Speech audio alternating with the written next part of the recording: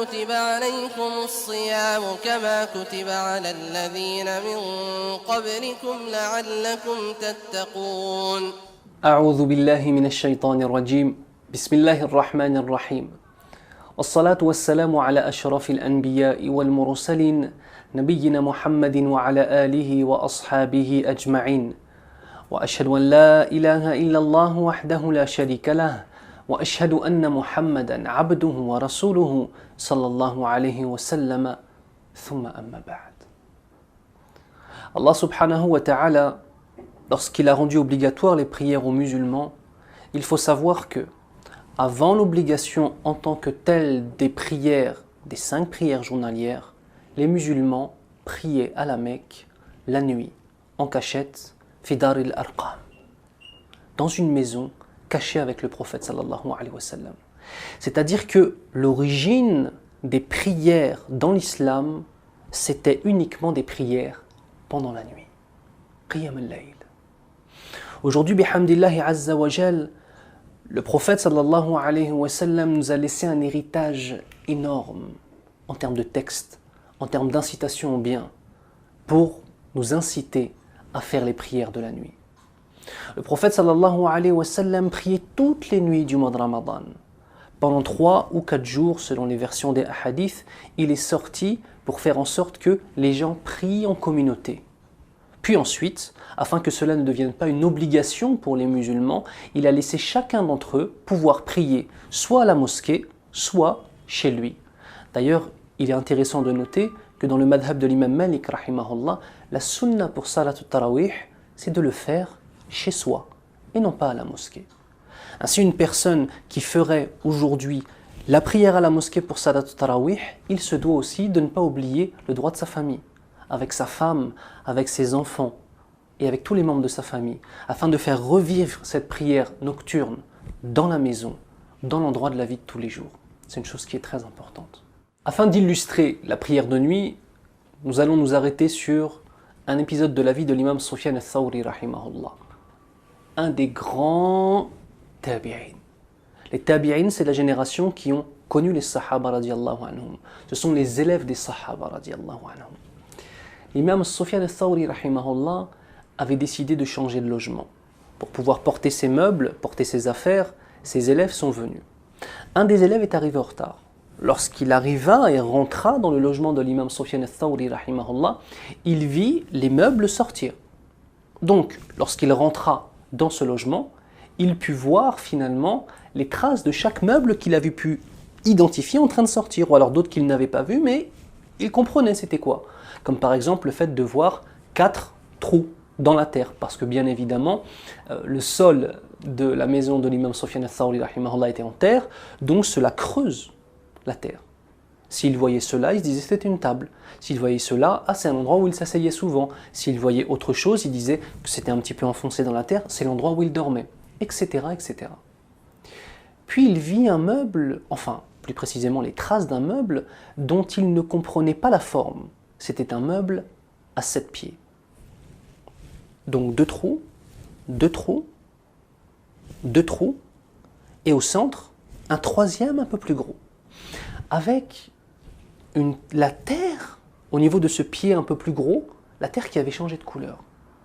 Pour ceux qui ont déjà vécu dans des pays étrangers, et dont le sol de leur logement était fait de terre, ils savent qu'à force de renverser de l'eau sur le sol change de couleur. Ou bien alors, par exemple, l'endroit où on fait à manger, à cet endroit-là, la terre change de couleur en raison de l'huile, des aliments, etc. Donc ils n'arrivaient pas à comprendre. Était-ce l'endroit où il faisait la cuisine? Était-ce l'endroit où il ne savait pas? Donc il demanda aux autres élèves, quel est le meuble qui était ici? Donc ce meuble si étrange, avec 6 pieds, avec un 7e, avec quelque chose qui a changé l'eau de la terre.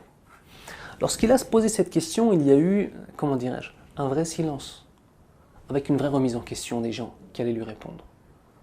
Et les frères de lui répondre, Ya akhi, il n'y avait pas de meuble ici. Ici c'était la place où l'imam Sufyan al-Thawri, rahimahullah, fait qiyam al-layl, prie la nuit. Tellement il a prié dans son existence, Ya akhi al-Karim, pendant la nuit. Ses membres ont creusé le sol. Ses pieds, les 7 pieds, c'était ses 2 pieds, ses 2 genoux, ses deux mains. Et le plus gros des pieds au milieu, c'était son front, ya akhi. Et la terre qui avait changé de couleur, elle avait changé de couleur en raison de ses larmes qui ont changé la couleur du sol. Voilà c'est quoi la prière de la nuit. La prière de la nuit pendant le mois de Ramadan est un élément et un événement exceptionnel qui te permet de prendre des habitudes.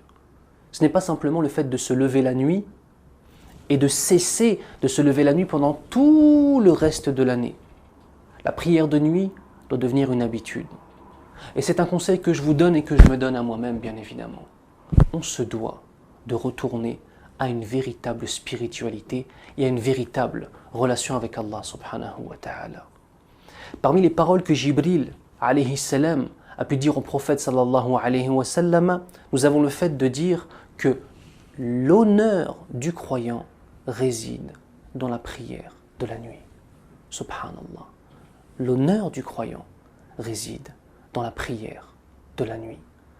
De même, nous savons qu'Allah subhanahu wa ta'ala, durant le dernier tiers de la nuit, descend en déclarant « Je suis le roi des rois, qui m'invoque afin que je puisse répondre à son invocation, qui me demande pardon afin que je puisse lui pardonner. » Et il reste ainsi jusqu'au lever de l'aube. Allahu Akbar. Allahu Akbar. De même, nous avons un hadith authentique qui nous explique qu'il y a dans chaque nuit un moment où tout croyant qui demandera sera exaucé. Des choses de cette vie d'ici-bas ou des choses de la vie de l'au-delà. Il sera exaucé. Bien évidemment, tant que c'est une chose qui est demandée dans la satisfaction d'Allah subhanahu wa ta'ala. Le fait de se lever alors que tout le monde dort, le fait de prier alors que les autres sont peut-être en train de perdre leur temps sur Facebook, sur Internet, sur YouTube, en train de regarder des dizaines et des dizaines de vidéos. Vous savez, je vais même aller plus loin. En train de perdre son temps sur YouTube, en train de regarder des vidéos liées à la religion. C'est bizarre ce que je viens de dire. On va être honnête. Les petites vidéos comme celles que nous sommes en train de faire, je pense que c'est une chose qui peut être positive, ou peut-être pas. Mais parmi les choses qui sont néfastes, c'est le fait qu'une personne regarde, par exemple, 10, 15, 20 petites vidéos sur l'islam à l'affilée. J'ai une question à te poser, Harry. Qu'est-ce qu'il en reste à la fin? Tu ne sais même plus le titre ou simplement ce dont parlaient les 10 premières vidéos. Il vaut mieux regarder un nombre de vidéos limité ou une conférence entière d'1 heure, être concentré, vraiment profiter et ensuite d'aller prier.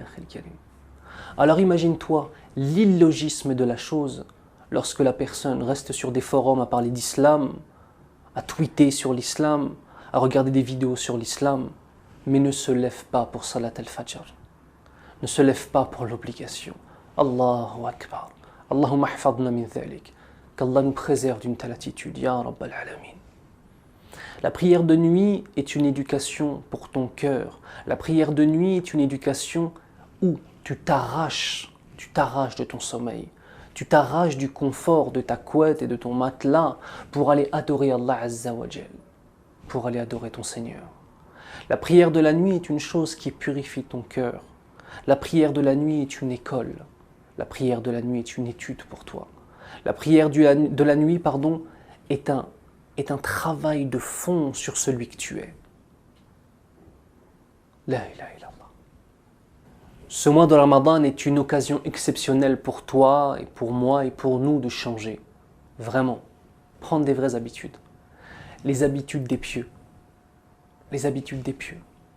Les habitudes de ceux pour qui l'adoration d'Allah Azza wa Jal est plus importante que tout. Les habitudes de ceux qui sont connus dans le ciel par les anges d'Allah Azza wa Jal mais sont inconnus dans cette vie d'ici-bas. Les habitudes de ceux pour qui la parole d'Allah Azza wa Jal devient le principal refrain de leur existence. Tu as envie de chanter des choses, Akhil Karim, ou tu as envie d'avoir le Coran dans ta vie. Ça, c'est une chose importante. 1 mois pour changer ta vie. 1 mois pour devenir un homme meilleur, une femme meilleure. 1 mois pour te repentir, pour nous repentir, pour réellement se rapprocher d'Allah subhanahu wa ta'ala. La seule question c'est, est-ce qu'après cette vidéo, tu vas te lever?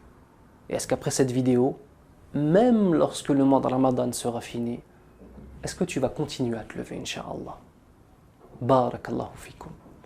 سبحانك اللهم وبحمدك أشهد أن لا إله إلا أنت أستغفرك وأتوب إليك والسلام عليكم ورحمة الله وبركاته. يا أيها الذين آمنوا كتب عليكم الصيام كما كتب على الذين من قبلكم لعلكم تتقون